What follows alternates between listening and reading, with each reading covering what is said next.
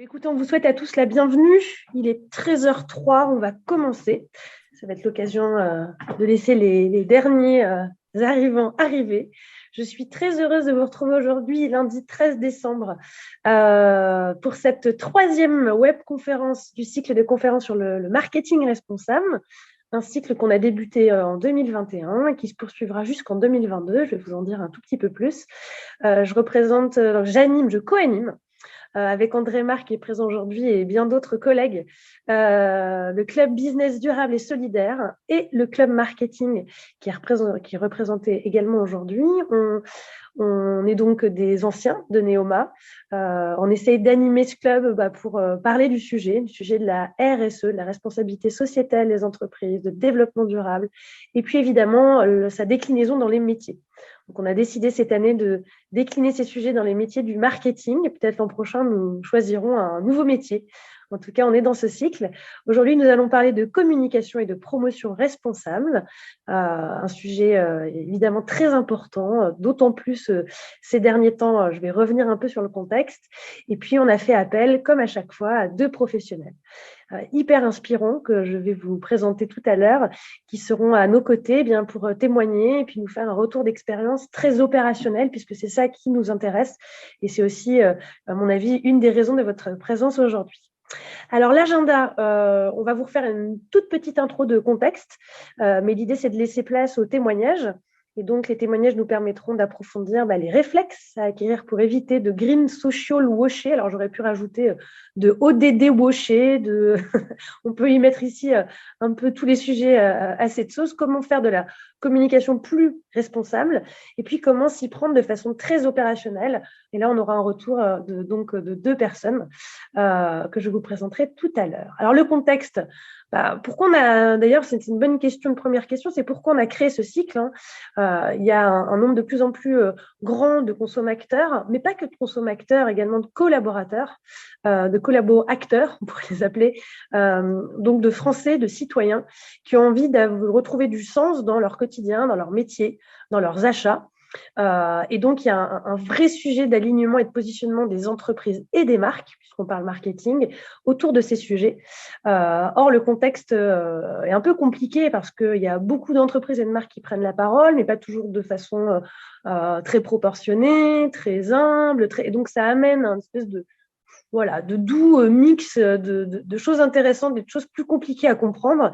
Et on a souvent un citoyen qui est un peu perdu au milieu de tout ça, qui aimerait agir, qui aimerait plus agir, qui aimerait donner du temps, qui aimerait faire des choix vertueux, mais qu'il faut qu'on aide. Et là, dans ce contexte, on sait que le marketeur, la marketeuse, le marketing peut venir à son aide. Donc, c'est la raison pour laquelle nous avons créé ce cycle de conférences. Vous pourrez retrouver d'ailleurs les conférences passées en replay. Elles sont disponibles sur la plateforme Neoma Alumni. Donc, on a parlé marque responsable en mai, innovation et conception responsable en juin. Là, on parlera aujourd'hui de la com et de la promotion responsable, et nous aurons une 4e conférence en 2022 sur l'engagement des consommateurs. On a vraiment essayé de couvrir tous les spectres du marketing. Alors, quelques petits chiffres en préambule, je fais très rapide, promis, car on va laisser la parole à nos deux intervenants. Mais globalement, alors il y a plein de baromètres qui existent sur le sujet des consos des citoyens. Il y en a un qu'on aime bien, c'est celui de l'ADEME, ADEME Greenflex. Alors, pas plus pour la précision des chiffres parce que finalement, c'est beaucoup on va demander aux citoyens ce qu'ils pensent, donc c'est beaucoup d'intention quand on leur demande est-ce que vous préférez, est-ce que vous avez envie d'agir, est-ce que vous avez envie de consommer mieux, de quoi vous attendez. Donc, c'est souvent de l'engagement oral. Nous, ce qui nous intéresse surtout, c'est ce qui se passe concrètement sur les chiffres, les parts de marché, ce qui se passe, la réalité des actions. Et puis surtout, ce qui est intéressant avec ce baromètre, c'est qu'il a une dizaine d'années et qu'on peut voir un peu les évolutions des attentes. C'est plus ça qui nous intéresse d'un point de vue assez pédagogique et instructif. Et là, qu'est-ce qu'on peut voir? On n'a jamais été autant dans un contexte de défiance. Alors, c'est très intéressant parce qu'on a une dualité. On a des consommateurs qui veulent de l'info et qui, en même temps, ne croient pas toujours l'info qu'on leur donne. Alors, pour plein de raisons. La première, c'est qu'il devient de plus en plus connaisseur de ces sujets. Il a les médias qui l'aident. Hein. On a des médias qui parlent de ces sujets, on a des émissions, on a des applis comme Yuka, comme d'autres. Donc, on a aujourd'hui plus de capacité à mesurer ce qu'on voit, à prendre du recul, à se questionner. Et puis aussi, il suffit d'allumer la radio ou la télévision à l'heure de grande écoute. On n'a jamais autant eu de marques d'entreprises qui prennent la parole sur leur positionnement, qui veulent sauver le monde. Et ça ne fait pas nos affaires. Parce que si tout le monde se met à raconter la même chose sans proportionnalité, sans détail, c'est un peu compliqué. Donc, on a un Français, un citoyen qui veut des infos, mais qui ne les croit pas toujours. Et là, c'est un vrai défi pour les marketeurs, les professionnels que nous sommes, comment réussir à convaincre, à éduquer, à sensibiliser, à donner envie de la façon la plus transparente possible, concrète et mesurée. Ça, ce n'est pas moi qui vais vous dire comment faire, puisque ça sera nos intervenants. Et puis, entre-temps, il y a une petite crise qui est passée, une toute petite crise, qu'on est encore en train de vivre, évidemment. Et cette crise nous a amené à quoi ? Bien, on a eu un temps, on a beaucoup attendu de la part des entreprises et des marques qu'elles nous disent en quoi elles étaient responsables. Dites-nous ce que vous faites, parlez-nous traçabilité. On aimerait bien savoir ce qu'on se met sur la peau, ce qu'on respire, ce qu'on mange. Donc, il y a une vraie prise de conscience qu'on nous disait pas forcément tout sur les produits qu'on pouvait consommer ou les services qu'on pouvait louer, etc. Donc, il y avait vraiment une volonté de transparence et dites-nous en quoi vous êtes responsable. Et puis, la crise sanitaire que nous sommes toujours en train de vivre est venue renforcer un nouveau canal, celui de l'utilité. Plus que de nous dire en quoi vous êtes responsable, montrez-nous en quoi vous êtes utile. Alors, ça a été aussi, pas que le Covid qui est venu renforcer ça, il y a la loi Pacte qui est arrivée avec la fameuse libération de la raison d'être. Dites-nous en quoi vous êtes utile, ce que vous créez comme valeur pour la société. Et puis, c'est un sujet montant, celle du sens, de l'utilité et du sens, avec tout un tas de baromètres sur, par exemple, l'Observatoire des marques positives. Il y a plein d'articles sur le sujet, en quoi les marques ne doivent pas négliger la RSE, la RSM, la responsabilité sociétale de la marque, dont vous avez peut-être entendu parler, comment la marque, elle peut incarner ces sujets. Et puis, je suis allée chercher des baromètres assez récents, notamment un de M6 Pub, récent de 2021, qui montrait à quel point les Français plébiscitaient le fait que la publicité devrait participer à la transition écologique en informant sur les gestes responsables, ou encore le baromètre Greenflex qui montre que les marques, la com, peut évidemment avoir un impact fort en termes de pédagogie. Donc, on voit bien à quel point la marque et l'entreprise ont un rôle, une utilité à démontrer, et que le marketing et la communication peuvent en être finalement au service. Et puis si on regarde, soyons un peu là opérationnels et concrets, quand on regarde surtout sur la partie com, et notamment avec le baromètre qui sort tous les ans ou tous les 2 ans de l'ARPP, l'autorité de régulation de la publicité, et l'ADEME, eh bien on n'a jamais été dans un taux de conformité aussi bas. Ça veut dire, et notamment sur les formats réseaux sociaux, vidéos, etc., où là il y a vraiment une problématique en termes de conformité, parce que vous n'êtes pas sans savoir qu'il existe un certain nombre de règles et de recommandations qui émanent de la part de l'ARPP. Il y a aussi une l'ISO 14021 sur les allégations environnementales. Donc, on ne dit pas ce qu'on veut sur le sujet. On ne dit pas ce qu'on veut. Puis finalement, au-delà de la conformité, il y a vraiment cette notion de pédagogie et d'humilité sur lequel il y a un vrai travail à fournir. C'est pour cette raison et dans ce contexte qu'on s'est dit que ça pourrait être intéressant d'aller chercher les témoignages de 2 intervenants. Donc, la question qu'on va se poser aujourd'hui, c'est quand on parle communication et promotion responsable, qu'il s'agisse de canaux traditionnels ou digitalisés, quels sont les pièges à éviter et les actions à mettre en œuvre pour créer la confiance pérenne des clients et des consommateurs. Et donc, mon tour aujourd'hui, 2 formidables intervenants. Il s'agit de Thomas Parouti et de Frédéric Maud. Je disais en introduction, la prochaine fois, on fera mieux au niveau représentativité. J'irai chercher aussi une femme pour avoir plus de mixité dans la table ronde. On est très contents de nous avoir tous les deux. Thomas, donc, c'est le fondateur de l'agence Mieux, une agence qui est au service des enjeux de développement durable. Il va nous en dire un peu plus. Et puis Frédéric Maud, qui est directeur de la marque Forclaz. On aime toujours avoir, et leader, éco-design pour les marques Decathlon. On aime toujours avoir deux têtes un peu, la partie conseil, strat, et puis la partie plus opérationnelle. Ça nous donne une double vision du sujet qui est souvent très intéressante. Puis en plus, je crois que vous travaillez ensemble tous les deux, donc ça sera l'occasion aussi peut-être de nous en parler.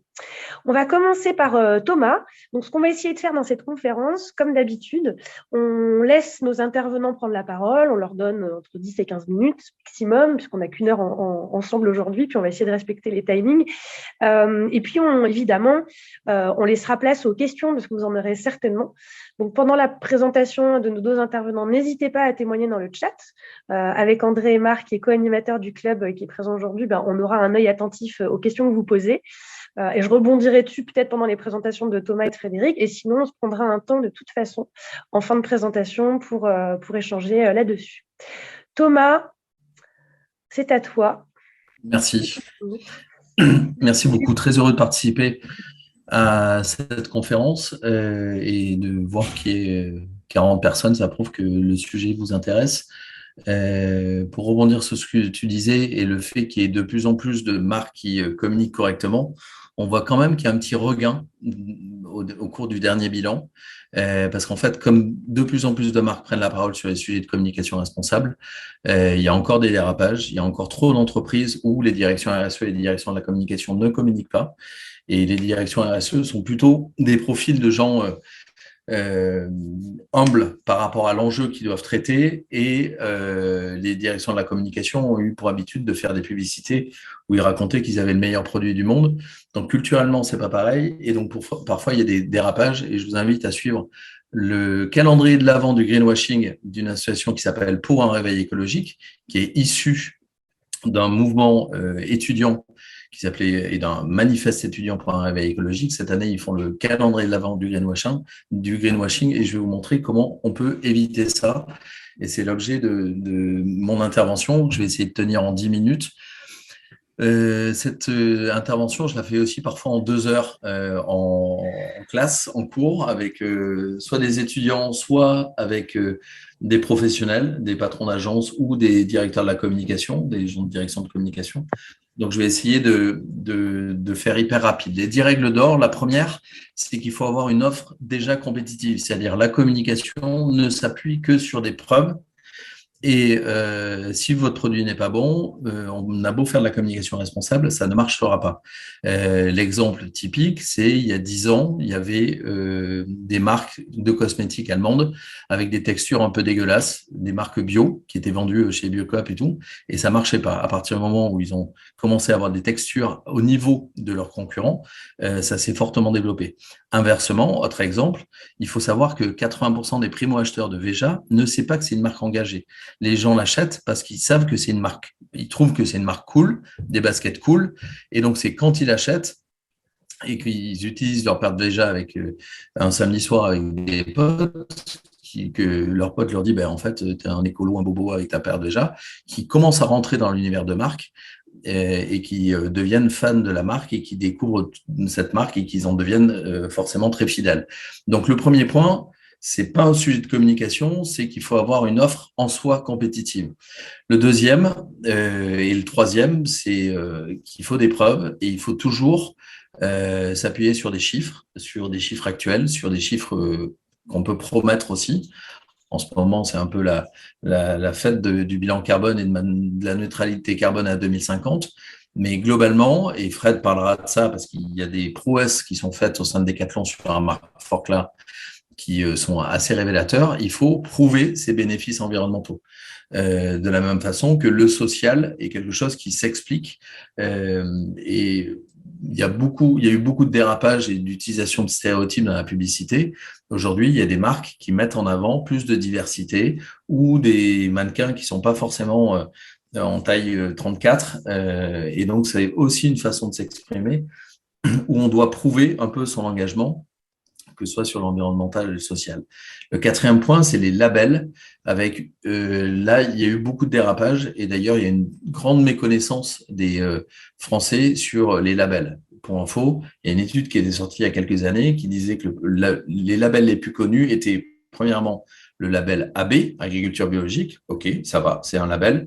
Le deuxième, c'était le panda du WWF, qui n'est pas un label, mais qui est bien le logo d'une association. Et le troisième, c'était le logo Tetra Pak. Donc, ça prouve bien que les consommateurs mélangent tout. Et le gros risque, c'est de faire un label où on dit produit éco-conçu, essayer de pas s'appuyer sur un tiers externe en essayant de rajouter. Et le chat avait lancé un produit une fois où ils avaient essayé de mettre un peu de bleu, blanc, rouge, plus un peu de vert, etc., en disant regardez mon produit comme il est vertueux. Quand c'est mal fait, c'est attaqué assez rapidement. Le cinquième point, et c'est pour moi le point le plus important, c'est d'avoir une empreinte immatérielle positive. Qu'est-ce que ça veut dire? Ça veut dire que le rôle de la publicité, c'est aussi d'embarquer les consommateurs vers une consommation plus responsable. C'est notre rôle, nous, en tant que communicants, de montrer la direction d'un monde qui peut être plus sobre, en tout cas qui doit être plus responsable, qui doit être plus durable, et qui est malheureusement aujourd'hui trop utilisateur de stéréotypes critiques envers le développement durable. Il y a des choses qui sont interdites. Il y a une marque de scooter qui, il n'y a pas très longtemps, avait mis une vingtaine de personnes sous un abribus en disant changez votre quotidien, et à côté, il y avait la publicité pour le scooter. Ça, c'est interdit par la loi de critiquer les transports en commun. Mais au-delà de ça, notre rôle de communicant, dans un contexte aujourd'hui, en 2021, où il y a une urgence climatique, il faut absolument que notre communication soit aussi porteur de nouvelles valeurs et participe à une nouvelle culture. Depuis 20 ans, si j'ai réussi, c'est que j'ai de l'argent, une grosse voiture et que je peux faire le malin. Mais à mon avis, c'est pas ça la société de demain. Donc, il faut que la communication embarque les consommateurs vers, il y a un peu de bruit, Fanny, vers des nouvelles tendances de consommation qui soient plus responsables. Donc voilà, quel est le message qu'on envoie quand on crée un post sur LinkedIn, sur Insta, ou qu'on fait une publicité à la télé? Évidemment, ce message doit être positif et doit embarquer cette culture publicitaire, enfin cette culture qui est impactée par la publicité, vers une consommation plus responsable. Le sixième point, Fanny est une grande experte, c'est évidemment l'éco-socio-conception de la publicité. C'est-à-dire qu'on ne peut plus aller faire un shooting pendant 24 heures en Afrique du Sud sous prétexte que au mois de décembre, la météo est meilleure. Donc, il faut faire attention à l'empreinte carbone qu'on va avoir quand on fabrique de la publicité. Faut évidemment essayer d'éco-socio-concevoir. Nous, par exemple, on travaille avec une imprimerie qui s'appelle l'imprimerie solidaire, au sein de laquelle il y a 45 personnes en situation de handicap sur 60 salariés. Systématiquement, on travaille qu'avec eux. Voilà, et on calcule un bilan carbone de chacune de nos campagnes de publicité, et on propose à nos clients après avoir évité et réduit, de contribuer à la neutralité carbone en finançant le bilan carbone, en la compensation. Par exemple, on a fait 10 films pour le groupe La Poste un peu partout en France. On a fait très attention. Bilan carbone, 120 kilos de CO2 émis. Résultat, pour compenser, ça leur a coûté 3 euros. Ils ont planté un arbre. Voilà, c'est anecdotique, cet arbre et ces 3 euros, mais on a fait tout un travail avant d'éco-socio-conception. Évidemment, pour aller à Marseille, on a pris le TGV, on a pris les transports en commun pour aller dans le bureau de poste dans lequel on devait interviewer une personne. Voilà, il faut éco-socio-concevoir sa production. Et c'est un jeu, c'est facile, c'est un préambule pour moi, c'est vraiment l'élément basique qui doit nous permettre de commencer à communiquer. La septième règle, c'est qu'il faut s'appuyer évidemment sur ses collaborateurs. Fred aussi en parlera peut-être, mais chez Decathlon et en particulier chez Forclaz, tout le monde est super engagé et motivé. On ne peut pas passer à côté, enfin, on ne peut pas laisser les collaborateurs découvrir les nouveaux produits, la stratégie RSE dans la presse ou sur le site internet sans qu'ils y étaient sensibilisés. C'est vraiment eux la force qui va transformer l'entreprise. Parfois, je fais une conférence qui s'appelle « Comment les salariés vont sauver le monde ?» avec les 8 étapes qui permettent à une entreprise de se transformer. Les collaborateurs sont évidemment les acteurs qui vont transformer l'entreprise pour plein de raisons, et je ne rentrerai pas dans le détail. Ce ne sont ni les politiques, ni les ONG, ni les consommateurs. Ce sont les entreprises qui, derrière la vision d'un président, doivent permettre à leurs collaborateurs d'inventer des nouvelles solutions et de participer à la transformation du modèle économique de leur entreprise. La huitième règle, c'est qu'il faut de la pédagogie. Moi, je suis persuadé que dans les années à venir, il y aura une prime aux marques pédagogues. Je me rappelle avoir fait la première campagne de publicité qui parlait d'économie circulaire. Donc, on avait des affiches 4x3, on avait de la presse dans le Figaro, les Échos, etc., plus tout un dispositif digital où on expliquait ce qu'était l'économie circulaire. Et si on n'explique pas pourquoi il faut jeter dans la poubelle jaune, ben on comprend pas et du coup, on ne jette pas dans la poubelle jaune. Et je me rappelle d'un exemple qui avait vraiment bien fonctionné, c'est qu'on expliquait que Suez, puisque c'était le client avec lequel on bossait, démonter des avions avec Airbus dans une filiale qui s'appelle Tarmac, et des bouts d'ailes d'avion pouvaient permettre d'être recyclés en trottinette. Et quand on explique à un enfant que sa trottinette, elle est fabriquée à partir d'un bout d'aile d'avion, il comprend l'économie circulaire, que cette matière a été réutilisée et que c'est pas un déchet qui a été produit, mais que c'est une matière première secondaire, comme on dit. Et deuxièmement, en plus, il est hyper content parce qu'il est persuadé qu'il va sauter 3 fois plus haut parce qu'il a une trottinette fabriquée avec un bout d'aile d'avion. Voilà. Donc, quand on fait de la pédagogie et quand on est créatif, on crée des coups de pouce, des nudges, j'allais dire. On crée une compréhension qui fait que je suis prêt à suivre cette marque-là. Et on sait bien que la marque, c'est 70% de la valeur d'une entreprise. C'est essentiel. Et vous, communicants et marketeurs, vous le savez très bien. La neuvième règle, c'est qu'il faut travailler avec les autres, qu'on peut jamais rien faire seul. C'est encore plus vrai sur des sujets de développement durable. L'exemple typique, c'est le plus gros succès de la grande conso des 5 dernières années. C'est la marque C'est qui le patron qui a été co-construite avec des consommateurs, mais c'est vrai tout le temps. Et là aussi, Fred, sans dévoiler ce que tu vas raconter après, Decathlon a une plateforme qui s'appelle Co-création qui permet de co-construire des produits, de comprendre les clients, enfin, qui prend la température de façon constante. Si vous abonnez et vous dites que vous êtes fan de 4 ou 5 sports, vous allez recevoir 3 emails par semaine qui vont vous proposer de travailler avec les équipes Decathlon sur un nouveau produit, sur une nouvelle campagne de communication, sur un nouveau service. Donc, c'est avec ces parties prenantes qu'on construit de meilleurs produits, de meilleures solutions. Voilà. Et le dernier, c'est la créativité. C'est-à-dire que notre métier de communicant, c'est quand même de donner envie, de faire des promesses séduisantes. Et c'est là où la créativité rend le développement durable désirable. C'est que parce que ce que j'expliquais sur la trottinette, ou parce que c'est qui le patron, ou ce que fait Decat, ou voilà, c'est parce qu'on est créatif et qu'on raconte de façon soit surprenante, soit humoristique, soit pédagogique et fun le bénéfice du produit, que on va donner envie d'être suivi par les consommateurs. Aujourd'hui, ça peut être stressant pour un directeur. Nous, on travaille par exemple avec Total Energy. Donc, je ne vous cacherai pas que les sujets de transition énergétique sont des sujets quotidiens. Il y a 3 ans, ils disaient encore le RSE, mais après un gros travail de communication interne, de sensibilisation, aujourd'hui, ils sont au taquet et ils font énormément d'efforts pour accélérer cette transformation et de faire de plus en plus de solutions au service de la transition énergétique. Ça peut être stressant, évidemment, pour un directeur marketing, un directeur de la communication de Total Energy de prendre la parole sur un sujet de transition énergétique. Mais ça n'empêche pas d'être créatif, parce que c'est en étant créatif qu'on va redonner envie aux consommateurs de nous suivre. Voilà. Donc ça, c'est les 10 règles.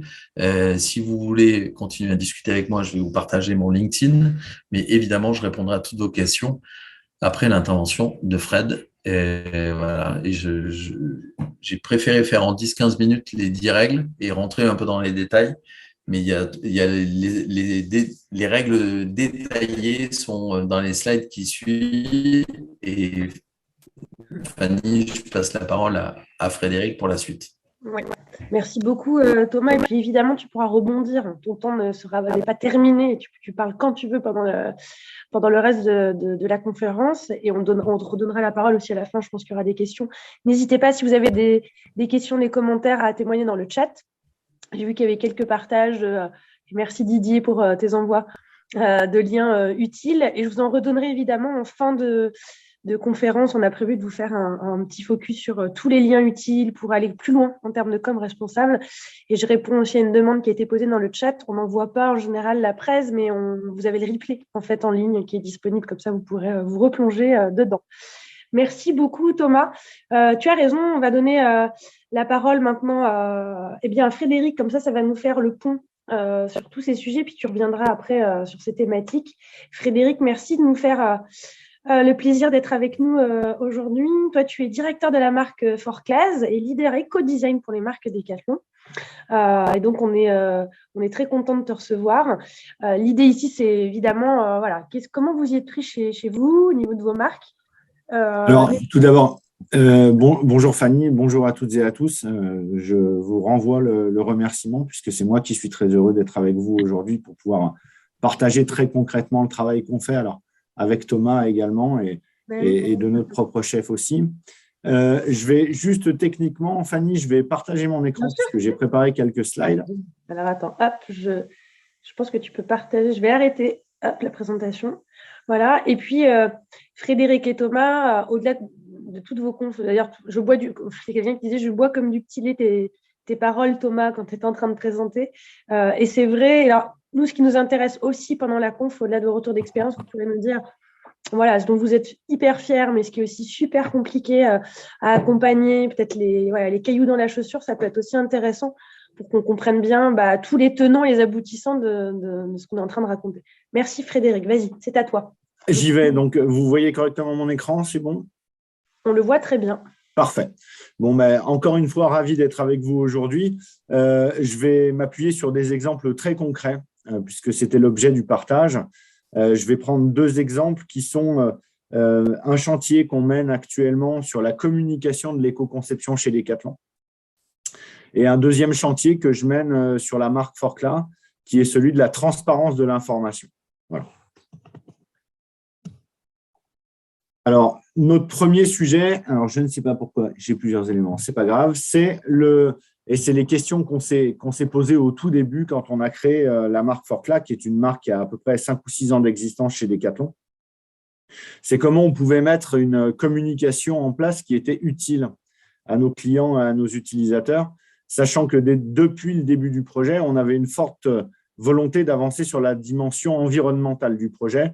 Et le premier impact qu'on devait manager, c'était celui du produit. Je vous donne quelques informations. Au global de l'impact de Decathlon, 80% de cet impact CO2 est représenté par du produit. Donc, il y avait tout loisir à agir là-dessus. Je vous parlais du chantier qu'on initie aujourd'hui et qui sera probablement un peu plus visible qu'il ne l'est aujourd'hui. Il sera visible en 2022 dans les magasins, même si, suivant les magasins Decathlon que vous fréquentez, vous pouvez avoir déjà quelques exemples en cours. Mais on va avoir une émergence de la prise de parole environnementale de Decathlon. Alors, encore une fois, à travers le prisme produit, c'est des éléments qu'on pourra retrouver sur les fiches produits digitales notamment, mais également en magasin, sur l'impact CO2, puisqu'on a un certain nombre de produits où on donnera très concrètement l'impact CO2 en kilos que cela représente. On a également l'émergence de pas mal de comparateurs avec les notes A, B, C, D, E, comme vous pouvez retrouver depuis déjà pas mal d'années sur l'électroménager, par exemple. Et puis, c'est le gros pavé de notre sujet pour les années qui viennent, c'est la capacité qu'on donne à nos clients d'identifier les produits qui bénéficient d'une démarche d'éco-conception. Et également, à partir de là, pour entrer dans un tunnel d'information, d'accéder à toute l'information technique sur cette partie éco-conception ou éco-design, plutôt comme le représente le logo. Et c'est plus volontairement sur cette partie-là que je vais m'arrêter parce que sur cette partie, on a besoin de beaucoup de pertinence et également beaucoup de preuves. Fanny, vous l'avez dit tout à l'heure, il y a de plus en plus de contrôles sur les allégations qui peuvent être portées. On a la chance chez Decathlon d'être des très bons clients de la DGCCRF, donc on est très régulièrement sollicités sur ce genre de choses. Et on a eu, nous aussi, des problématiques à relever sur des allégations qui étaient non fondées ou en tout cas dont l'information technique était non exposée. Donc, c'est vraiment un de nos enjeux majeurs pour le futur, qui repose d'abord sur la data et la structuration de la donnée chez nous, car de par notre organisation, on pourrait penser que les marques Quechua, Forclaz, Tribord ou Between prennent la main sur leur communication auprès de tous les pays de distribution, mais ça n'est pas le cas. Chaque pays est entre parenthèses, a fait preuve de subsidiarité par rapport à la communication qu'ils appliquent. Et donc, ça légitime quelques problématiques de mise en œuvre en pays et régulièrement, on a des cas qui remontent puisqu'on a également des services juridiques dans l'intégralité des pays. Il y a un élément de fond qui est important à connaître par rapport à ça, c'est que nous, ça nous permet de détecter très rapidement, que ce soit d'ailleurs un sport ou un pays chez Decathlon, qui fait de la communication sur le développement durable dans une optique marketing des choses ou qui le fait sur le fond des choses. Évidemment, la deuxième solution étant la meilleure et peut-être que l'aspect marketing que ça nous permet d'exploiter n'est qu'une partie agréable des choses, mais dans la grande largeur, ou en tout cas dans le projet Forclaz, notre approche est bien sur le fond et pas nécessairement sur la dimension marketing.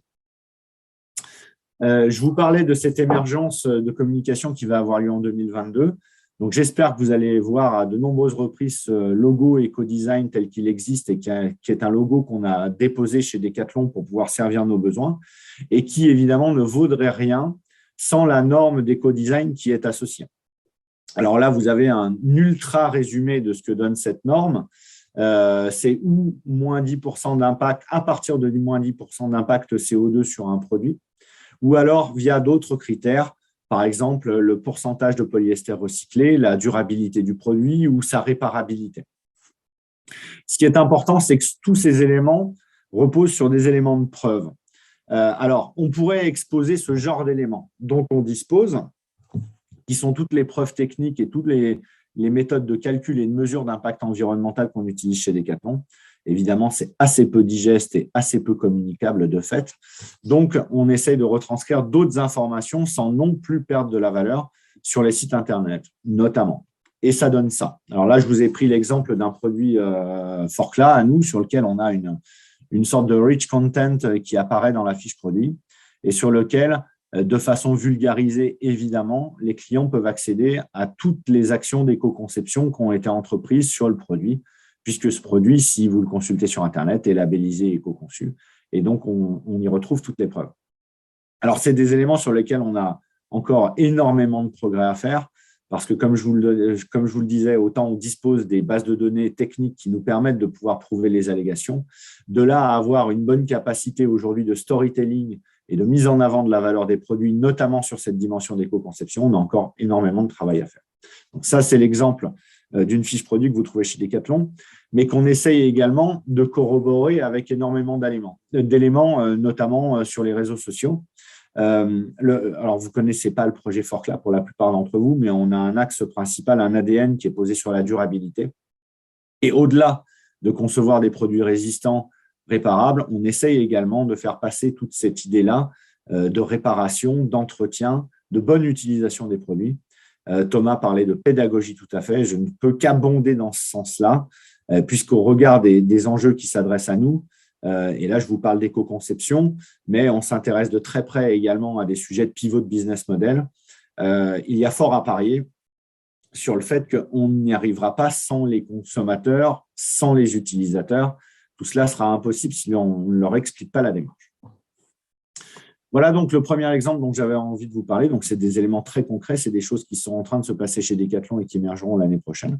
Ça va nous donner envie, Frédéric. Frédéric, ça va nous donner envie de te faire revenir à la conférence 4 sur l'accompagnement des usages et des comportements des consommateurs, tout ça. Tout à fait. Tout à fait. C'est tout à fait pertinent puisque dans le tracking, puisque Forclaz s'adresse aux trackers, on a une belle mesure aujourd'hui de tout l'impact environnemental qu'on peut avoir de la conception à la production, à l'acheminement et à la vente du produit. Par contre, on s'efforce aussi de pouvoir mesurer la globalité de notre impact pendant la pratique. Et c'est des sujets qui sont de longue haleine, je pense, mais qui sont très intéressants, notamment dans l'aspect pédagogique qu'on doit donner. J'ai tout de suite une petite question, Frédéric. Pour être en capacité de communiquer comme vous avez prévu de le faire, comme vous le faites sur chacun des produits, ça veut dire que vous avez réalisé des analyses de cycle de vie pour chacun des produits sur lesquels vous communiquez? Oui, tout à fait. Sur la durabilité, quand on accède au label éco-design via la durabilité, c'est effectivement des normes qu'on a posées en ACV et en test labo et terrain qui nous permettent de prouver les allégations qu'on donne sur la durabilité du produit. Sachant que la règle interne qu'on s'est donnée, c'est qu'à partir du moment où la durabilité du nouveau produit était de 30% supérieure à l'ancien, on pouvait accéder à cette labellisation. D'accord. Et ça, et dernière question avant de te laisser la parole pour la suite de ta phrase, c'est des compétences que vous avez internalisées ou que vous externalisez? Non, c'est des compétences qui sont quasi exclusivement internes. On fait appel à des labos de tests pour certains types de tests dont on n'a pas les outils techniques en interne pour pouvoir les réaliser. Mais toutes les ACV reposent sur les ingénieurs produits et les ingénieurs essais terrain qui font partie des murs de la conception de Decathlon. Ouais, si je peux me permettre, et je rajouterais bien aussi le fait que Forclaz et leurs cousins de Quechua sont basés près de la montagne, que tous les ingénieurs sont des fanats de montagne, de nature, sont tous des trekkers. Et Fred, le premier, puisque Fred est originaire de Serre-Chevalier et c'est un grand fan de montagne et il amène son équipe une fois par an tester des produits pendant quelques jours. Et il y a aussi, on est dans une entreprise qui vend des produits de sport. Il y a aussi une ambition et un goût de la compétition d'une certaine façon qui fait que voilà, il y a une volonté de progresser permanente. Et pour travailler parfois avec les gens qui travaillent sur la conception, il y a une ambition terrible, c'est-à-dire s'ils peuvent gagner 1 ou 2% sur le bilan carbone d'un produit, ils vont aller les chercher ces 1 ou 2%. Et il y a une gamme qui va sortir bientôt, qui va être très régulatrice de ça. Et je sais pas si... Ouais, c'est un challenge permanent. Voilà, et ça challenge aussi les partenaires prestataires avec qui ils bossent, et tu en fais partie. Ouais. Oui, tout à fait. Il y a une vraie synergie à mettre en place. Et bon, je déborde un peu de ma présentation, mais le poids de Decathlon, évidemment, sur le marché du sport est énorme. Alors, on le connaît bien volontiers en France, voire même en Europe, mais dans le monde, c'est aussi le cas, puisque Decathlon, aujourd'hui, c'est une 60aine de pays, un peu moins de 2000 magasins. Pour vous donner des chiffres, ça va être à peu près 15 milliards d'euros de chiffre d'affaires caisse cette année. Et le périmètre dont je m'occupe, Forclaz, c'est 800 millions d'euros. Donc, on a l'occasion de tester des éléments sur des concepts de développement durable et d'éco-conception importantes. Ce qui, d'ailleurs, et je vous en parlerai un peu plus dans le sujet que je vais développer maintenant sur la transparence, nous amène forcément des critiques, puisqu'il y a une sorte d'opposition naturelle faite entre la capacité d'un retailer dont le business repose sur des volumes et sa capacité, d'autre part, à être plus vertueux et plus utile à la planète. Donc, c'est des problématiques qu'on a de toute évidence à résoudre. Moi, je pense que c'est une bonne nouvelle si les retailers et les gros s'intéressent à cette question-là, puisque c'est évidemment d'abord sur les volumes qu'il faut agir. On a plein d'exemples de marques absolument géniales dont d'ailleurs on s'inspire et pour certaines, on travaille avec en termes de conception. Patagonia, par exemple. Alors, Patagonia, j'adorerais. J'adorerais parce qu'ils sont inspirants à plus d'un titre. Mais on a des discussions, par exemple, avec Loom, qui excelle dans la durabilité et dans la conception durable des produits. Et ils sont dans un mindset tout à fait appréciable parce que nombreux seraient ceux qui pourraient partir en courant en voyant arriver Decathlon s'intéresser à son activité, en se disant tout simplement, ils vont arriver, prendre mon savoir et me laisser tomber. C'est évidemment pas du tout le cas. Nous, on veut travailler avec eux pour qu'on puisse progresser sur la conception durable de nos produits. C'est uniquement ce but-là qui est concouru. OK. Et désormais, je vais vous parler un peu de communication transparente. Alors, c'est des éléments très concrets, puisque c'est des éléments, et je vais vous le partager, mais vous irez voir après, pas pendant la présentation, mais je vais vous partager l'URL du site. On a lancé il y a quelques semaines alors, parler d'une campagne, c'est beaucoup dire. On a publié de l'information de façon totalement transparente sur l'activité Forclaz, avec une baseline bien simple à comprendre. Chez Forclaz, on n'est pas parfait, mais on n'a rien à cacher. Et ce sujet de la transparence, alors vous avez quelques exemples. Vous avez notamment une vidéo interactive qui permet de se balader le long d'un trek et de pouvoir piocher dans différents types d'informations disponibles en vidéo et en texte par rapport à la transparence. Alors, les éléments sont assez nombreux puisqu'on parle de conception, d'approvisionnement, de production, de conditionnement, de logistique, des différents leviers qu'on utilise pour baisser l'impact de nos produits.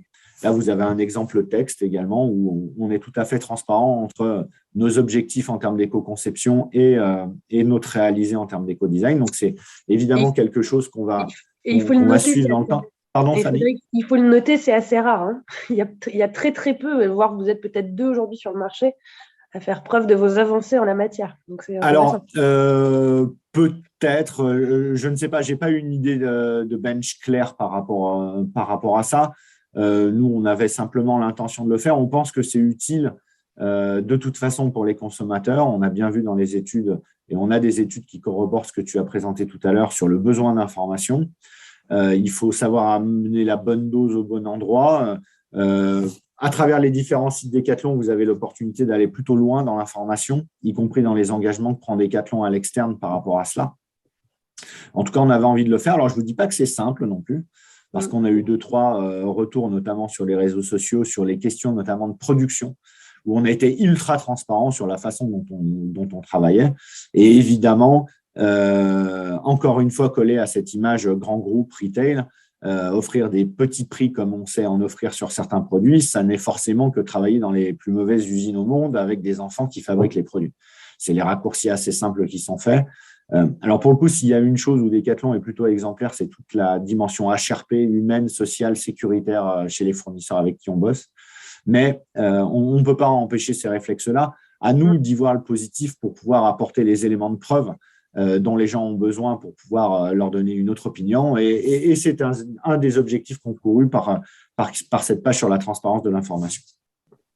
Frédéric, je t'arrête, je reviens sur la slide d'avant, oui. Puisque Alexandra souhaite te poser une question sur comment vous arbitrez en fait votre désir d'avoir les produits les plus écologiques possibles et en même temps avoir des prix bas. Alors, c'est une très bonne question.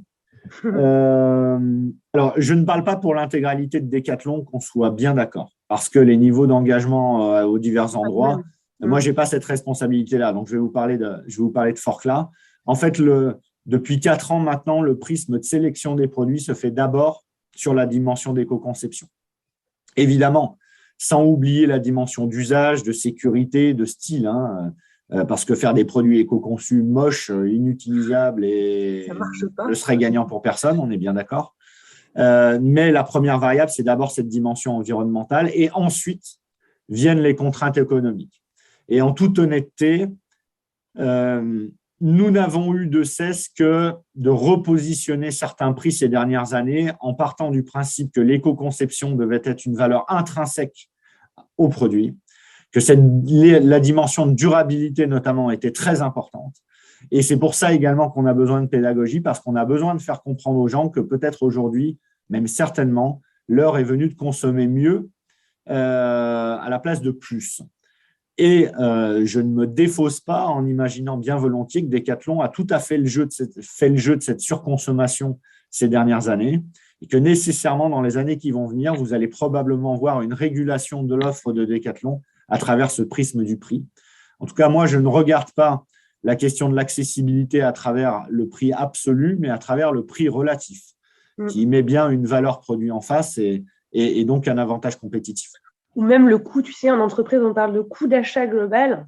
Oui. C'est-à-dire un produit qui coûte plus cher, mais si tu le lis sur le nombre d'années que tu le porteras, etc., c'est ça, c'est le prix réel. Voilà, je pense que cette approche-là, demain, en tout cas, on doit l'expliquer à nos clients. Et puis, pour conclure, moi, je me sens assez proche du monde de la communication parce que je suis diplômé de l'ISCOM à la base. Decathlon m'a simplement permis de pouvoir faire d'autres choses après être entré par la variable communication. Mais alors, ça remonte déjà à pas mal d'années, puisque j'ai 43 ans aujourd'hui, donc il y a déjà une bonne vingtaine d'années que je bosse. Mais quand on m'a appris la com et le marketing, c'était souvent, en tout cas quand on le reportait dans des entreprises privées qui avaient plutôt des vocations commerciales, c'était le plus souvent dans une optique d'améliorer la performance et notamment la performance économique. Alors, c'est quelque chose qui doit rester viable, mais moi, je me pose beaucoup de questions comment hier, ces fabuleux outils que sont la communication et le marketing nous ont permis de générer de la performance, comment demain, ils nous aident à avancer dans cette cause du développement durable en étant d'abord plus pédagogue, plus réel, parce que Thomas l'a cité tout à l'heure, le bon produit, rien que le bon produit. Voilà, comment on passe du faire connaître, donner envie d'acheter à quelque chose de plus responsable, puisque à mon avis, c'est un levier majeur. Voilà.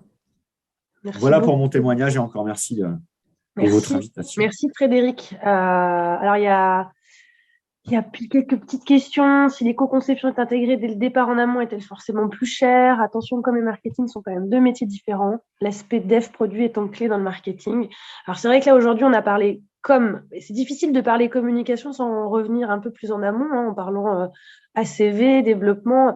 Moi, j'accompagne des communicants au quotidien pour les aider à monter en compétences sur la partie communication plus responsable.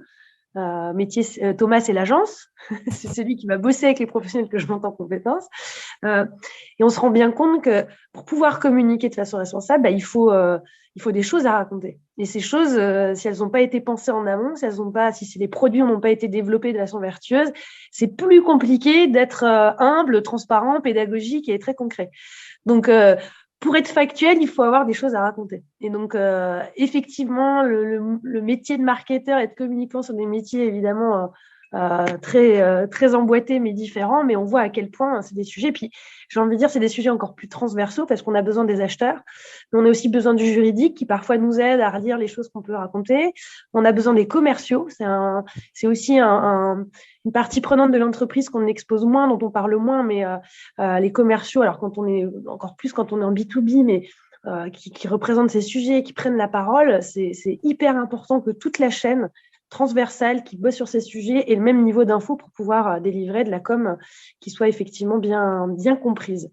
Merci à nos deux intervenants. Y a-t-il d'autres questions? On les prend. Je vais très brièvement, Fanny, si tu m'autorises, répondre aux deux questions de Carole. Avec plaisir. Alors oui, dans 95% des cas, éco-concevoir un produit, lui donner plus de valeur et notamment de la valeur environnementale, c'est plus cher. Ouais. Et il y a d'infimes cas où ça ne l'est pas, mais la majeure partie du temps, c'est plus cher. Et oui, je fais bien la différence entre com et marketing, mais je parlais effectivement du ciblage marketing qu'on peut avoir au départ et qui, s'il n'est pas orienté dans une optique de développement durable, continuera à être orienté dans un objectif simplement de performance au détriment de cette question-là d'éco-conception, ce qui peut poser nécessairement problème. J'ai une petite question complémentaire, Frédéric, et tu peux aussi répondre à la question de Thomas en ayant en tête tous les clients que tu accompagnes sur ces sujets. Qu'est-ce qui est le plus difficile en interne pour faire avancer ces sujets? Parce que là, on a pas mal parlé cible. Est-ce que c'est compliqué, tu vois, dans une entreprise comme Decathlon où tu disais on n'a pas des niveaux d'avancement en fonction des gammes de produits?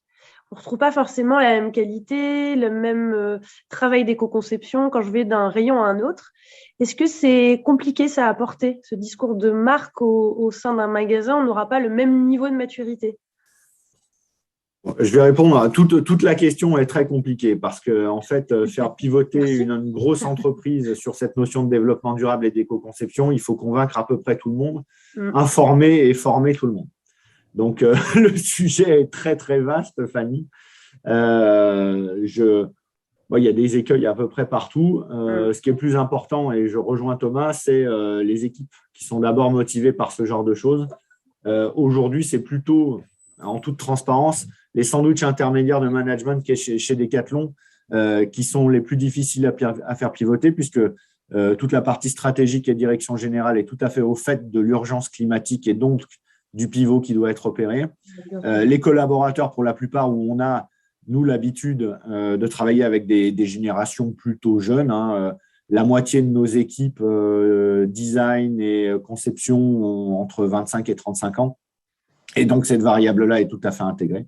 Par contre, on a un management intermédiaire qui s'est construit sur 40 ans d'historique de volume et de vente de produits et leur faire entendre qu'il faut pouvoir pivoter dans une autre direction, alors pas de façon radicale, mais en tout cas à améliorer l'existant pour pouvoir se projeter dans le nouveau business model, il y a un vrai challenge. Et ce qui est difficile aussi chez Decathlon, c'est qu'ensuite, il y a tous les magasins avec du monde partout, dans tous les pays. Et après, il y a les clients à qui il faut expliquer tout ça. Donc, c'est forcément très compliqué et ça prend énormément de temps. Après, il y a quand même un momentum qui est assez exceptionnel en ce moment. C'est que pour la première fois, j'ai l'impression que moi, tout le CODIR ou le COMEX est aligné. C'est-à-dire que la direction des ressources humaines va dire, moi, mes collaborateurs, ils veulent plus de sens, ils veulent plus de développement durable. Alors, je ne prends pas l'exemple de Decathlon parce que chez Decathlon, notamment les gens qui sont sur la conception et sur les marques sont déjà très, très engagés, mais pour prendre n'importe quelle entreprise, aujourd'hui, il y a une pression au sein de la DRH pour avoir de plus en plus de sens. Il y a les clients qui mettent la pression et donc, du coup, la direction marketing, la direction de la communication, la direction commerciale a une pression positive de la part des consommateurs. Et dans beaucoup d'entreprises, le directeur financier commence à comprendre qu'il peut avoir des produits avec plus de rentabilité et surtout que pour l'évaluation de son entreprise, il va pouvoir respecter des critères ESG qui vont augmenter la valeur de son entreprise auprès de ses actionnaires.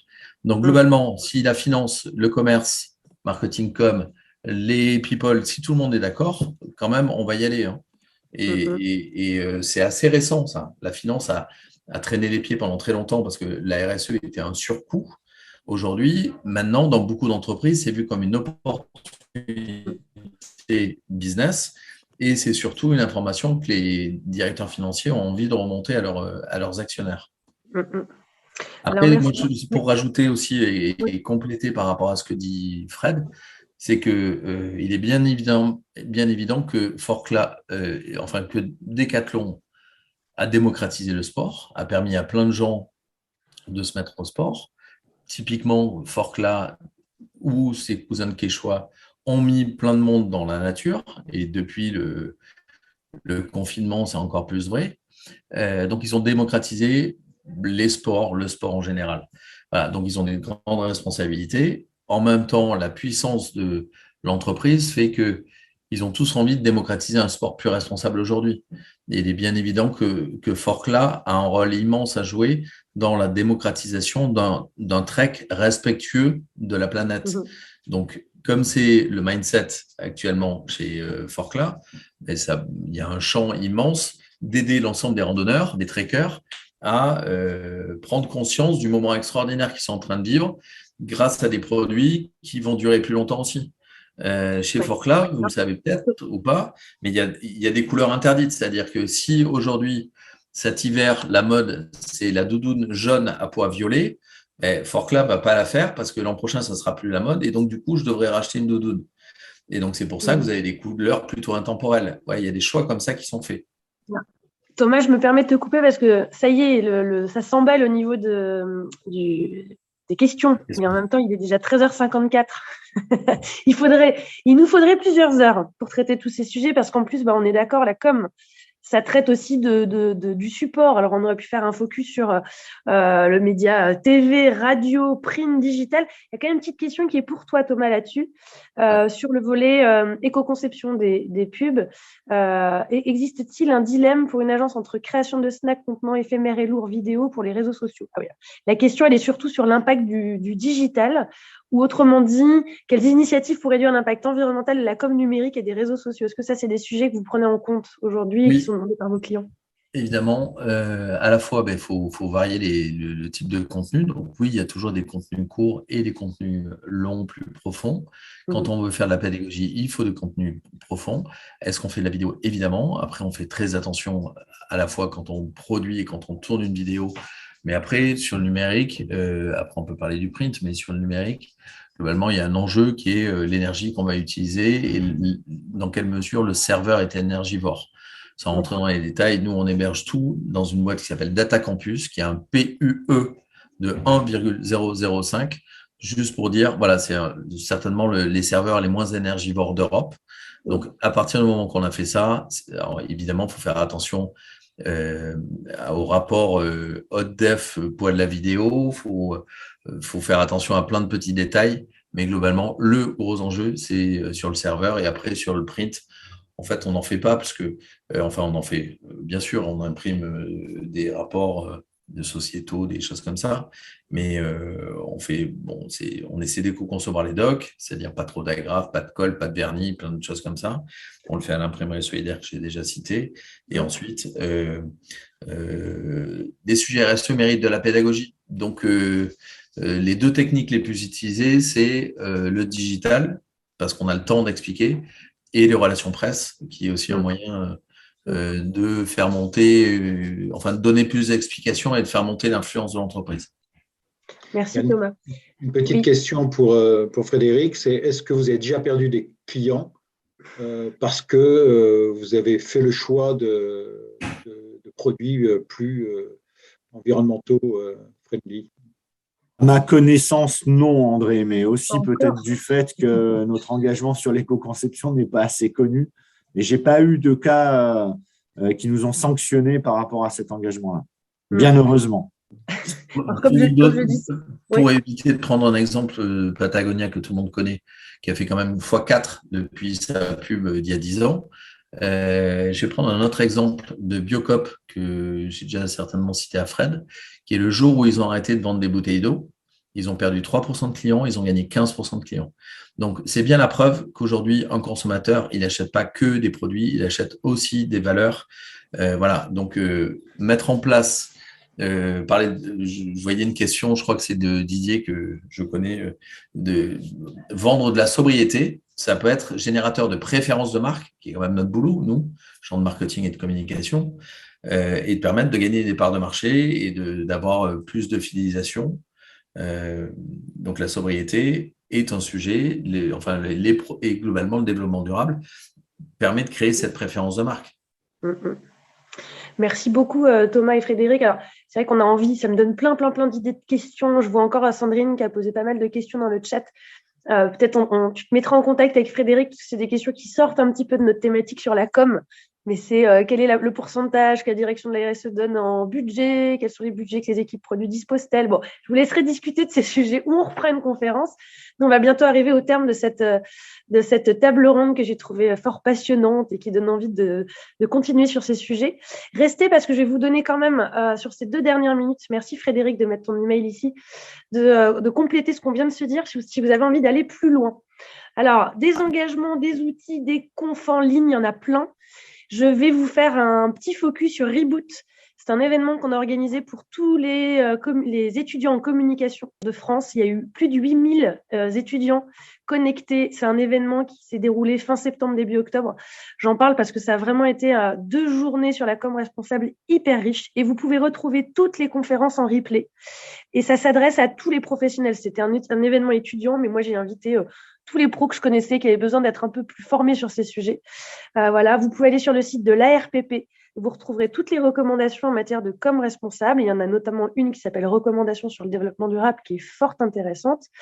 Si vous n'avez pas encore fait vos cadeaux de Noël, il y a le livre de l'ADEME qui coûte 10 €. Alors 10 €, c'est pas très cher pour se former sur ces sujets et il est passionnant ce petit guide. Il est sorti en 2020. Il existe en print ou en digital.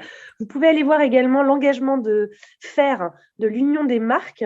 C'est un engagement en plusieurs points qui est très intéressant si vous avez envie d'enclencher une démarche de com responsable dans vos entreprises. Une publication sur un kit pour une communication non sexiste que j'ai découvert il n'y a pas longtemps et qui est aussi très intéressant. Puis après, il y a plein d'influenceurs, de blogueurs qui écrivent sur ce sujet, notamment le site de Mathieu Janik, un confrère qui s'appelle Circom, voilà, qui est intéressante.